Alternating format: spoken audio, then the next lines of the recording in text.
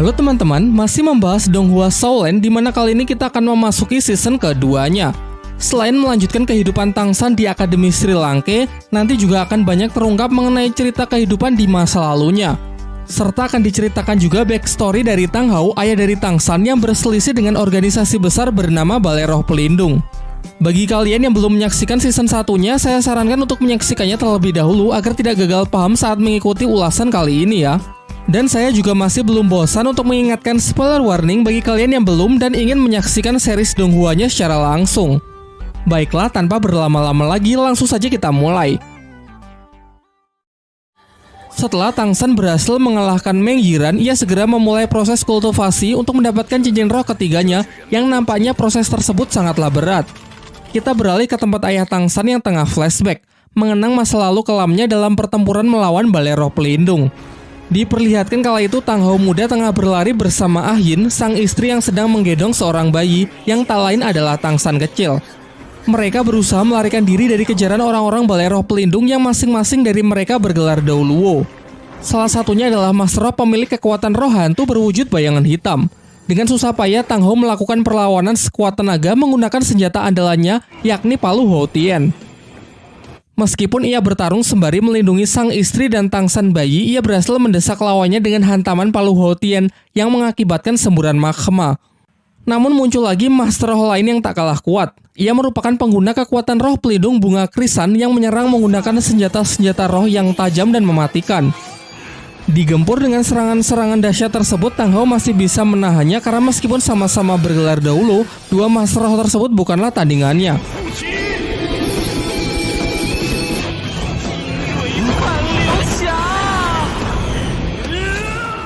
Sayangnya saat mereka kembali melanjutkan pelariannya untuk keluar dari tempat tersebut, datanglah pimpinan dari Balai Roh Pelindung dengan kekuatan yang luar biasa kuat, ia bahkan menyebut dirinya sebagai dewa. Menyadari hal itu, Tang Hao pun segera mendorong Ah Yin pergi terlebih dahulu dengan harapan sang istri dan anaknya bisa terselamatkan terlebih dahulu. Sementara ia berniat mengorbankan dirinya dengan pertarungan sampai mati. Terlihat cahaya keemasan yang menyilaukan dari langit pertanda kemunculan dari sang dewa Balai Roh Pelindung. Mereka pun akhirnya bertarung begitu dahsyatnya sebagai puncak perselisihan mereka.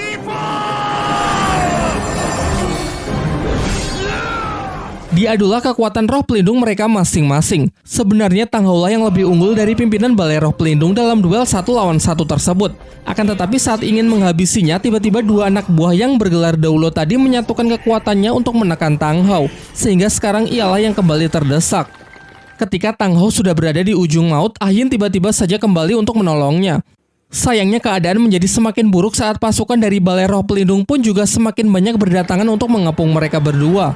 Sampai pada akhirnya, Ah Yin yang merasa tidak punya pilihan lagi memutuskan untuk menyerahkan bayi Tangsan kepada Tang Hao dan berpesan agar Tang Hao merawatnya. Sementara ia akan mengorbankan dirinya dengan menyerahkan seluruh kekuatan miliknya kepada Tang Hao, sehingga ia harus rela kembali menjadi rumput biru perak kecil.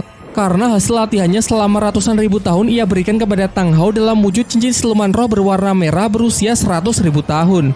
Tang Hao yang sebenarnya tak menginginkan pengorbanan Ah Yin pun juga tak bisa berbuat apa-apa. Kini yang bisa ia lakukan hanyalah memenuhi permintaan terakhir dari istrinya tersebut untuk menjaga dan merawat Tangsan. Kembali ke masa sekarang, dari sisa benih Ah Yin yang dulu sempat ia tabur telah tumbuh baik di sebuah padang rumput. Tang Hao lalu menceritakan mengenai Tangsan yang kini telah tumbuh semakin dewasa dan semakin mirip dengan Ah Yin. Ia juga menceritakan mengenai Xiaowu, gadis yang selalu bersama dengan putranya tersebut. Ia berharap kalau mereka kelak tak akan bernasib sama dengan kedua orang tuanya, mengingat Xiaowu juga merupakan siluman roh yang telah berevolusi menjadi manusia. Kini karena Tangsan sudah memiliki banyak teman dan para guru yang sangat peduli terhadapnya, Tang Hao pun merasa lega dan tak perlu mencemaskannya lagi, sehingga sekarang ia bisa melakukan hal yang dari dulu sangat ingin ia lakukan, yaitu pergi ke Balai Roh Pelindung untuk menuntut balas. Setelah perpisahan tersebut, ia pun bergegas untuk memulai perjalanannya. Scene beralih ke hutan Sindu memperlihatkan pasangan naga Mengsu yang begitu mengagumi kehebatan para murid Akademi Sri Lanka khususnya kepada Tangsan. Menurut Mengsu, Tangsan adalah anak yang jenius dengan bakat yang luar biasa sehingga ia memiliki keinginan untuk menjodohkannya dengan Meng Yiran. Di sisi lain, Tangsan masih berupaya keras untuk mendapatkan cincin siluman roh ketiganya melalui proses yang terlihat begitu menyakitkan. Di tengah ketegangan itu, tiba-tiba Xiaowu kembali yang sontak mengejutkan mereka semua. Pandangan Xiaowu kemudian langsung tertuju kepada Tangsan yang sedang berjuang melakukan kultivasi yang begitu berat. Xiao yang merasa cemas menjelaskan bahwa proses penyerapan ini memang sangatlah beresiko. Karena berdasarkan apa yang pernah ia pelajari dari Master Xiao, di levelnya yang sekarang seharusnya Tang San hanya boleh menyerap cincin roh maksimal 1500 tahun. Sementara siluman laba-laba yang sekarang ia serap sudah berusia lebih dari 2000 tahun. Pembicaraan beralih menanyakan bagaimana Xiao bisa selamat dari siluman kera raksasa. Dengan masih ingin menyembunyikan identitas aslinya, Xiao pun terpaksa mengarang cerita kalau tadi saat berada di dalam hutan, terdengar suara auman siluman kerbau yang membuat siluman kera raksasa lari ketakutan dan tak sengaja melepaskannya. Secara kebetulan saat ia terlempar, ia jatuh di samping seekor siluman roh berusia 1000 tahun yang sedang sekarat. Secara kebetulan lagi, saat itu juga ia telah mencapai level 30, sehingga ia pun segera menyerapnya untuk mendapatkan cincin ketiga. Tentu mendengar cerita Xiao yang penuh dengan kebetulan dan serasa tak masuk akal membuat semuanya sangat keheranan. Di waktu yang bersamaan, Master Xiao memenuhi undangan dari Flander untuk datang ke Akademi Sri Lanka. Di sini mereka tengah membicarakan mengenai perkembangan Tang San serta hubungannya dengan Tang Hao. Master Xiao mengungkapkan bahwa sebenarnya Tang San tak hanya punya satu roh pelindung, melainkan bocah itu juga mewarisi roh pelindung Palu Houtian milik Tang Hao. Scene kembali beralih memperlihatkan kondisi Tang San yang semakin mengkhawatirkan. Proses kultivasi itu pun telah mencapai puncaknya. Akan tetapi karena efek dari siluman laba-laba yang terlalu kuat membuat Tang San merasakan sakit yang luar biasa. Sampai tiba-tiba dari punggungnya keluar tulang roh yang menyerupai kaki dari siluman laba-laba yang ia serap. Tubuh Tang San yang tak mampu mengendalikan kekuatan tersebut pun membuatnya terkurung dalam sebuah kepompong. Sementara itu, kesadaran Tang San kembali memperlihatkan flashback dari kehidupan masa lalunya saat ia tengah berupaya menyusup ke perpustakaan paling rahasia di Sekte Tang untuk mempelajari sebuah teknik terlarang. Sembari berusaha memanjat tebing yang sangat curam, ia teringat dengan hari-hari yang ia jalani di Sekte Tang, di mana ia selalu diremehkan, ditindas, dan dipandang rendah oleh murid-murid lain karena mereka merasa memiliki derajat yang lebih tinggi sebagai murid dalam sekte ketimbang Tang San yang hanyalah murid luar. Ia juga teringat saat mencoba meminta izin kepada salah seorang tetua untuk diperbolehkan masuk ke dalam perpustakaan rahasia karena ia ingin mempelajari teknik Tangmen, sebuah teknik tingkat tinggi dari Sekte Tang. Namun izinnya ditolak, tetua itu justru menegaskan bahwa perpustakaan yang dimaksud adalah perpustakaan paling sakral yang bahkan tak boleh dimasuki oleh murid dalam sekte sekalipun, apalagi Tang San yang cuma murid dari luar. Dengan keahlian serta informasi yang telah Tang San kumpulkan selama ini, ia berhasil menyusup ke dalam perpustakaan melewati para penjaga di sana.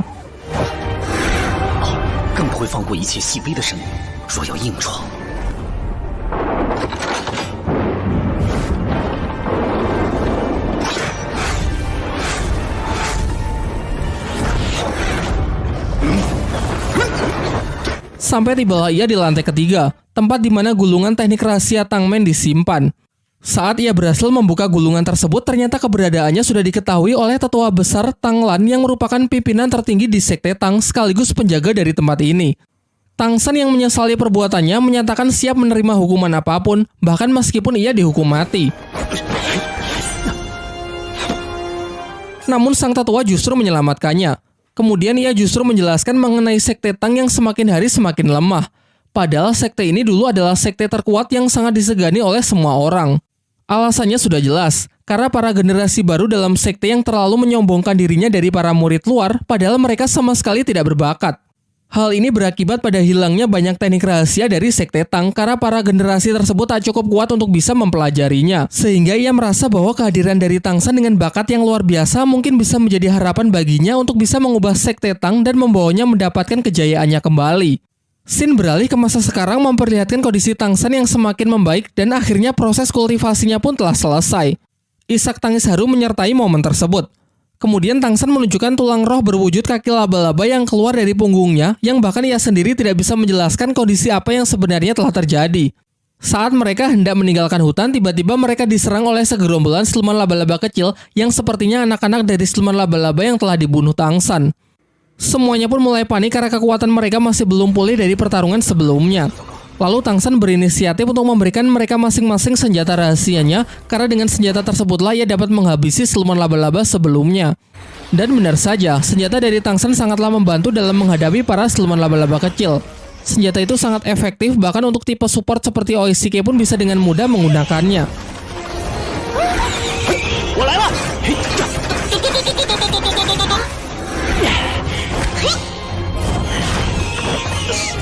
Saat Xiao terdesak dan hampir terkena serangan, dengan sigap Tang San pun datang untuk melindunginya.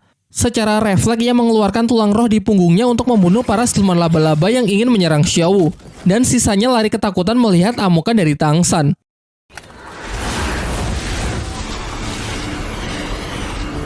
Singkat cerita, mereka semua pun berhasil kembali ke Akademi Sri Lanka. Guru Zhao lalu menceritakan semua kejadian yang mereka alami saat berada di dalam hutan Sindhu mengenai Tang San dan Oishike yang telah mendapatkan cincin roh ketiganya, serta kemunculan siluman roh kera raksasa yang sempat menculik Xiaowu. Guru Zhao juga mengatakan bahwa ia masih heran dengan cerita Xiaowu mengenai teriakan kerbau yang sanggup membuat takut siluman roh terkuat tersebut. Kemudian masuklah Master Xiao dalam pembicaraan mereka dengan mengatakan mengenai keberadaan dari siluman roh yang jauh lebih kuat dari siluman kera raksasa di hutan Sindhu yang menjadi kaisar sesungguhnya bagi para siluman roh. Makhluk mengerikan itu bernama Banteng Sanca Ungu, tinggal di dalam danau tenang yang menjadi pusat dari hutan Sindhu. Terdapat sebuah kisah yang menceritakan bahwa dulu pernah ada seorang master roh bergelar Dao Luo yang masuk jauh ke dalam hutan berniat menantang siluman kera raksasa untuk berduel. Namun di pusat hutan ia malah bertemu dengan siluman roh yang jauh lebih menakutkan dari siluman kera raksasa. Yang paling mengerikan bukan cuma ukurannya yang luar biasa besar, makhluk itu bahkan juga mengerti bahasa manusia.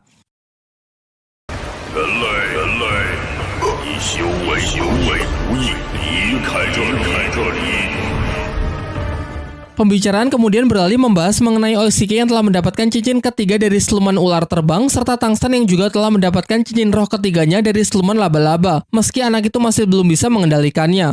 Pembicaraan itu pun ditutup dengan Master Xiao yang mengatakan kalau mungkin kelak kekuatan dari Tang San akan bisa melampaui Tang Hao. Di sisi lain kita diperlihatkan Tang San yang sedang memikirkan ingatan dari masa lalunya. Ia seakan bisa berkomunikasi dengan dirinya di masa lalu yang membuatnya bertekad untuk mulai membangun sekte Tang di dunia baru yang ia tinggali saat ini.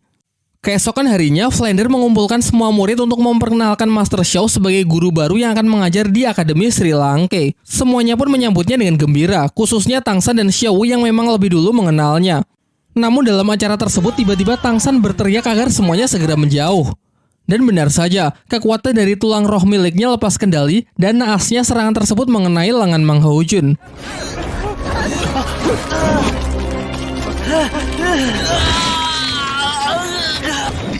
Master Xiao berusaha menghandle insiden tersebut dengan mencoba menenangkan Tang San yang terlihat sangat panik. Sementara itu, Mang Haojun yang lagi apes kondisinya semakin buruk karena serangan dari tulang roh Tang San sangatlah beracun. Dibawalah ia masuk ke dalam kamar. Master Xiao lalu menyuruh Tang San agar kembali mengeluarkan tulang rohnya untuk menyerap racun di tubuh Mang Haojun karena hanya dengan cara itu Mang Haojun bisa diselamatkan. Tentu perintah itu membuat Tang San sangat ragu, karena bisa saja kekuatannya lepas kendali dan justru membuat kondisi Mang Haojun semakin memburuk. Sampai akhirnya setelah Master Xiao meyakinkannya, ia pun mencoba cara tersebut dan Mang Haojun pun akhirnya bisa diselamatkan. Keesokan harinya diperlihatkan Master Xiao yang kembali menceramahi Tang San. Ia menjelaskan kelemahan terbesar Tang San ada pada perasaannya yang membuatnya tidak bisa berpikir dengan jernih sehingga menghasilkan keputusan yang gegabah. Kemudian ia menyuruh Tang San untuk menunjukkan kekuatan cincin roh ketiga yang baru ia serap. Master Xiao mengamati bahwa rumput biru perak miliknya lebih tipis namun lebih kuat dari sebelumnya. Terlebih lagi sekarang juga dilapisi racun yang sangat kuat. Mungkin fakta bahwa Tang San memang telah bertindak sangat gegabah, tetapi nampaknya hal itu juga menghasilkan sesuatu yang luar biasa. Mengingat cincin dari siluman laba-laba memang sangat cocok untuk roh pelindung rumput biru perak. Kemudian Tang San juga menunjukkan skill ketiganya yang membuat Master Xiao terkejut karena ia bisa mengeluarkan jaring laba-laba. Untuk mewujudkan keinginannya membangun sekte Tang di dunia barunya ini, ia mulai pergi ke kota untuk mencari sumber daya dan bahan-bahan yang diperlukan untuk membuat senjata rahasia. Tibalah ia di sebuah tempat yang dipenuhi para pandai besi yang tengah sibuk bekerja. Ia lalu mencari pandai besi terbaik di sana lalu menunjukkan rancangan senjata yang ia inginkan.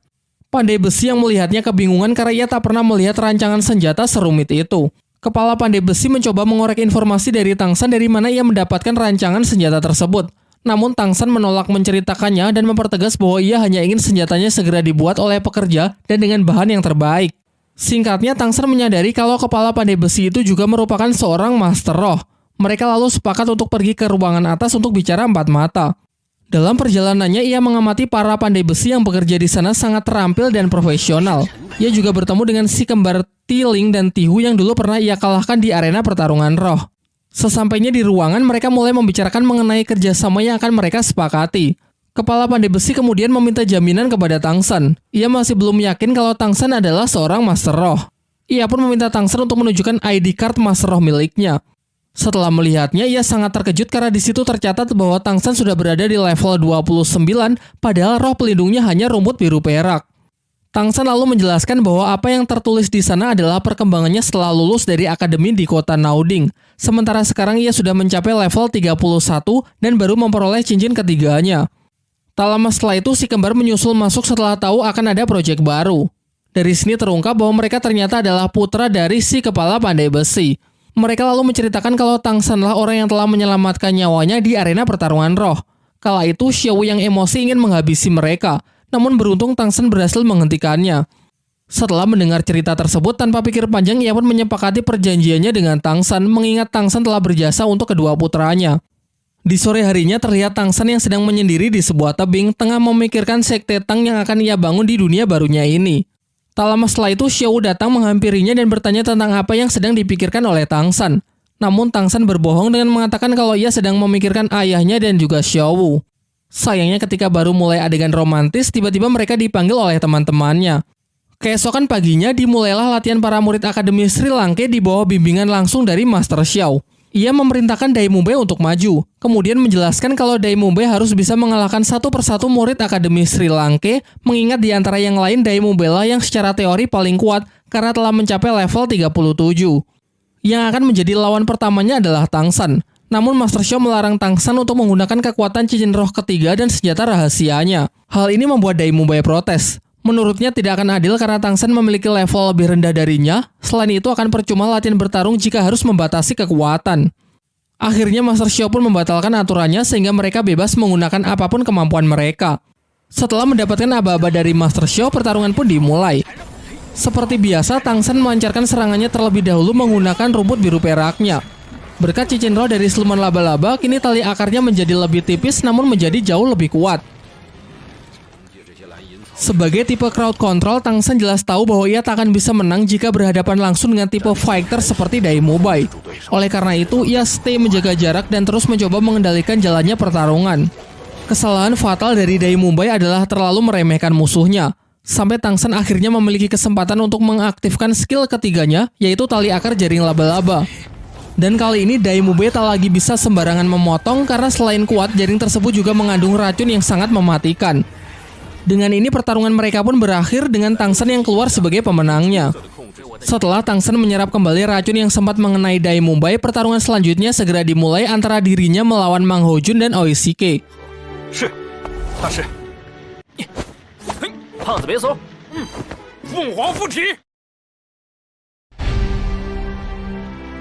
Serangan pertama, Dai Mubei masih menahan dirinya dengan hanya menggunakan 2 cincin rohnya saja.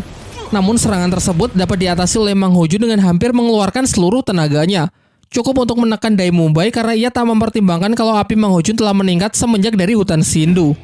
Serangan berikutnya barulah Mubei menggunakan kekuatan cincin roh ketiganya yang secara teori tak akan bisa Mang Hojun atasi karena disinilah letak perbedaan kekuatan mereka.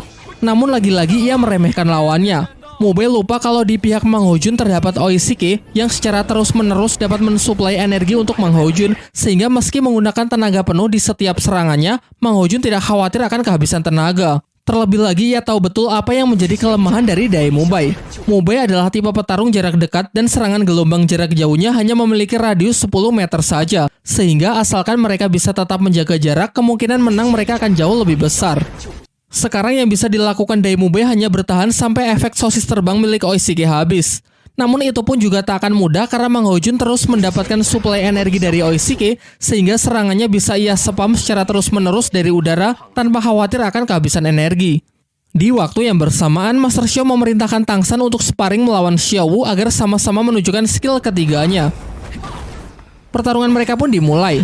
Tang San pun cukup dibuat kewalahan di awal oleh Xiao Wu mengingat ia sudah lama tak berlatih bertarung dengannya. Ia kehilangan fokus setelah terkena serangan mata genit, skill kedua milik Xiao Wu. Ini menjadi kesempatan bagi Xiao Wu untuk segera mendaratkan serangan. Menanggapi hal itu, Tang San juga bertindak cepat untuk melindungi dirinya menggunakan skill ketiga jaring laba-laba. Namun penghalang itu dapat dengan mudah Xiao Wu terobos karena skill ketiganya ternyata adalah teleportasi. Ketika Xiao Wu sudah hampir menang, Tang San menggunakan jaring laba-labanya secara tiba-tiba yang membuat keduanya jatuh dengan posisi sama-sama terikat. Pada waktu itu juga Master Xiao segera menghentikan pertarungan dari para muridnya tersebut. Semuanya kemudian dikumpulkan untuk mendengarkan penjelasannya mengenai kesalahan-kesalahan yang mereka lakukan. Daimube sempat protes. Menurutnya pertarungan tersebut tidak adil karena dirinya yang sudah kehabisan energi saat melawan Tangsan harus berhadapan dengan Mang Hojun dan Oishige yang dalam kondisi prima. Namun Master Shio mengingatkan bahwa di pertempuran yang sesungguhnya musuh tak akan menunggu sampai ia memulihkan dirinya. Setelah ia panjang lebar menjelaskan kesalahan mereka masing-masing, Master Shio mengungkapkan kekecewaannya dari performa para murid pada latihan hari ini sehingga ia memutuskan untuk memberikan hukuman kepada mereka. Hukuman tersebut mengharuskan mereka untuk berlari memutari kota sebanyak 10 kali sambil membawa tas keranjang berisi batu tanpa ada yang boleh menggunakan kekuatan roh. Ia kemudian menegaskan bahwa mereka kini adalah sebuah tim, jadi sebelum semuanya selesai maka tak ada yang boleh makan. Kepala Akademi Flander sempat protes kepada Master Shio karena menurutnya hukuman itu terlalu berat jika para murid dilarang menggunakan kekuatan roh pelindung mereka. Namun Master Shio menjelaskan bahwa sebenarnya ini bukanlah latihan fisik, melainkan upayanya untuk melihat sudah sejauh mana hubungan baik antar murid sebagai sebuah tim yang solid.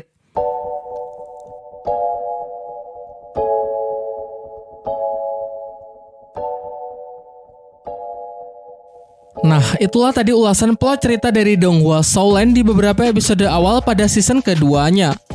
Sekarang waktunya kita membahas detail menarik dari tiap-tiap scene, memberikan opini dan penilaian pribadi.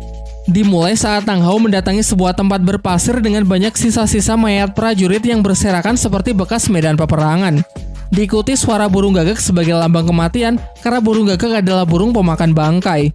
Di sini ini kita juga diperkenalkan karakter baru yang bernama Ah Yin, istri Tang Hao yang tentu sekaligus menjadi ibu dari Tang San. Ah Yin sendiri juga sudah pernah kita singgung bahwa ia merupakan siluman roh berusia 100.000 tahun yang telah berevolusi menjadi manusia mirip dengan Xiao Wu. Di awal pertemuan mereka, Ah Yin juga merahasiakan identitas aslinya dari Tang Hao. Hingga saat identitas aslinya terbongkar, ia menjadi incaran para master roh dari organisasi bernama Balai Roh Pelindung, mengingat siluman roh berusia 100.000 tahun sangatlah langka. Dalam pelariannya bersama Tang Hao, ia dikejar oleh 2 orang master roh bergelar Dao Luo, salah satunya bernama Yue Guan. Kekuatannya adalah senjata berbentuk bunga krisan yang sekilas mirip dengan senjata rahasia dari Sekte Tang. Dalam live actionnya, ia pertama kali diperkenalkan saat menjadi juri turnamen pertarungan di Kerajaan Tiando. Memiliki penampilan yang jauh berbeda dengan pakaian yang dominan berwarna putih. Master roh kedua bernama Guemi, pemilik kekuatan bayangan kegelapan. Dalam kisahnya, mereka berdua adalah rekan yang sangat dekat. Namun meski sama-sama bergelar Dao Luo, mereka masih belum mampu mengalahkan Tang Hao. Sampai datanglah Master roh bernama Xian Sunji yang merupakan pimpinan tertinggi di Balai Roh Pelindung pada eranya. Di sini terungkap fakta yang menarik, yaitu ternyata cincin roh siluman bisa diserahkan secara sukarela tanpa harus dibunuh oleh si penerima. Hal ini dibuktikan dengan Ah Yin yang memberikan cincin roh berusia 100.000 tahunnya untuk Tang Hao agar ia yang terdesak bisa mengalahkan musuh-musuhnya. Dan uniknya lagi, setelah cincinnya diambil, Ah Yin tidak mati, melainkan kembali ke wujud semulanya. Bagi yang belum tahu, warna cincin roh menunjukkan usia dari cincin tersebut, di mana warna putih berarti berusia puluhan tahun, kuning ratusan tahun, ungu ribuan tahun, hitam puluhan ribu tahun, dan merah ratusan ribu tahun. Ada pula yang berusia jutaan tahun disebut cincin dewa yang berwarna keemasan. Cincin jenis ini akan kita bahas di lain kesempatan ya. Kita beralih ke scene yang memperlihatkan masa lalu dari Tang San. Dari sini semakin dipertegas bahwa kehidupan di sana jauh berbeda dengan dunia Dao Luo yang sekarang Tang San tempati. Di sana tidak ada istilah master roh, siluman roh, cincin roh, dan sebagainya. Di Sekte Tang merupakan perguruan bela diri biasa yang berfokus pada penggunaan teknik senjata rahasia. Meskipun Tang adalah marga dari Tang San, namun ia bukanlah orang asli dari sekte ini. Terlihat ketika ia ditindas oleh murid-murid lain dan mendapatkan kecaman sebagai orang luar. Namun anggapan ini berbeda dari tetua sekte yang menganggap bahwa tidak ada bedanya mau murid luar maupun murid dalam sekte, karena bakatlah yang jauh lebih penting. Hal ini sejalan dengan halusinasi Tang San sebelumnya di mana kasta murid luar dan murid dalam telah dihapuskan. Mungkin halusinasinya ini merupakan representasi dari keinginannya ya.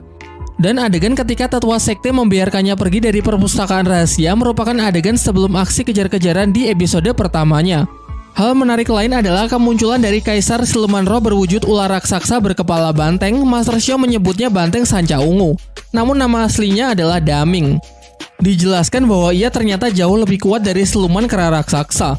Diceritakan ketika mereka masih sangat kecil, Daming diselamatkan oleh Xiao Wu, sehingga membentuk persahabatan antar keduanya, dan Daming kemudian menganggapnya sebagai kakak perempuan. Trio Daming, Erming, dan Xiao Wu sering bermain bersama. Setelah mereka menjadi siluman roh yang sangat kuat, mereka melakukan perjalanan ke pusat hutan Shindu untuk mendapatkan wilayah mereka sendiri. Sampai akhirnya karena suatu alasan, Xiao memutuskan untuk pergi ke dunia manusia.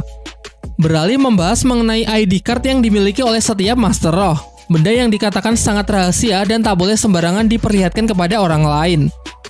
Dijelaskan bahwa setiap Master Roh yang mendaftarkan dirinya ke dalam sebuah institusi resmi, maka ia akan mendapatkan ID card-nya. Di situ tercatat mengenai identitas serta perkembangan dari pemiliknya. Seperti nama pemilik, tanggal lahir, jenis roh pelindung, level yang telah tercapai, serta nama institusi yang mengeluarkan ID card tersebut. Dijelaskan juga jika terdapat perubahan seperti peningkatan level, maka haruslah didaftarkan lagi. Selanjutnya kita bahas kemampuan baru dari Tang San. Setelah mendapatkan cincin ketiganya, rumput biru peraknya kini menjadi jauh lebih beracun dari sebelumnya. Tulang roh laba-laba yang sangat tajam, serta uniknya ia juga bisa menyerap kembali racunnya pada tubuh seseorang. Bicara soal kekuatan Tang San, sampai sejauh ini karakter yang memiliki kekuatan non-roh pelindung hanyalah Tang San. Kemampuan itu adalah mata iblis ungu dan tangan besi. Mata iblis ungu ternyata tak hanya berfungsi untuk melihat gerakan cepat layaknya Sharingan di anime Naruto. Diperlihatkan ia juga bisa menggunakannya untuk melihat aura seseorang. Hanya dengan sekali melihat, ia langsung bisa mengidentifikasi seorang Master Roh. Tidak hanya itu, mata ini ternyata juga bisa digunakan untuk menangkal serangan dari kekuatan hipnotis. Ia mengungkapkannya saat sparring dengan Xiao Wu. Menurutnya, jika sedari awal ia mengaktifkan mata tersebut, maka ia tak akan jatuh dalam hipnotis Xiao Wu. Sementara tangan besi memungkinkan pengguna mengeraskan tangannya untuk menangkis serangan, bahkan cukup kuat untuk menahan racun yang sangat mematikan. Kita pasti sama-sama sepakat bahwa dibanding live actionnya, Tang San versi Donghuanya jauh lebih powerful ya. Adegan lain yang cukup menarik adalah latihan pertama yang diberikan oleh Master Xiao kepada para murid Akademi Sri Lanka. Sparring yang dilakukan Tang San melawan Dai Mubai, secara teori harusnya dimenangkan oleh Dai Mubai karena ia berada 6 level lebih tinggi dari Tang San. Namun Master Xiao mengatakan bahwa di kisaran level kurang dari 60, Master Roh tipe pengendali memang bisa lebih kuat dibandingkan Master Roh bertipe lain. Setidaknya jika selisih levelnya kurang dari 10. Perlu kalian ketahui bahwa Dai Mubai di sini lebih sopan dari versi live actionnya ya. Di live action, pada awal pertemuannya dengan Master Xiao, ia benar-benar memandang rendah gurunya tersebut. Ia justru mengatakan kalau belajar teori tak akan ada gunanya dalam pertarungan. Ia baru menyadari kesalahannya tersebut setelah ia bertarung dengan sang kakak. Ketika para murid harus menerima hukuman dari Master Xiao karena kesalahan yang mereka lakukan dalam pertarungan, Ning Rongrong dan Su Ying adalah dua murid yang sama sekali tidak dilibatkan sehingga harusnya mereka tidak dihukum. Namun karena hukuman ini adalah untuk menguji solidaritas mereka sebagai sebuah tim, maka mereka berdua secara sukarela bersedia untuk ikut menerima hukuman. Baiklah, mungkin cukup sampai di sini ya pembahasan kita kali ini. Kalau kalian punya pendapat lain atau detail yang saya lewatkan, silakan menulisnya di kolom komentar ya.